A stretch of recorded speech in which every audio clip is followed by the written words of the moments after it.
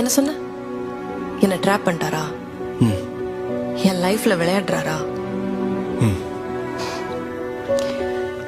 சாக்ரிஃபைஸ்க்கு meaning தெரியுமாடா உனக்கு? உன் பிசினஸை விட்டுட்டு என் ஷூ தொடச்சு எனக்கு ஜூஸ் போட்டு கொடுத்து 1 மணி நேரமாவது என் பின்னாடி நிக்க முடியுமா உன்னால? 12 வருஷமா அந்த மனுஷன் அவரோட லைஃப, ஃபியூச்சரை எல்லாத்தையும் விட்டுட்டு எனக்காக நின்று இருக்காரு. நான் திட்டுனா தாங்கினாரு, அவமானத்தை பொறுத்துக்கிட்டாரு. நான் சிரிச்சா சிரிப்பாரு, அழுதா சோகமா இருப்பாரு.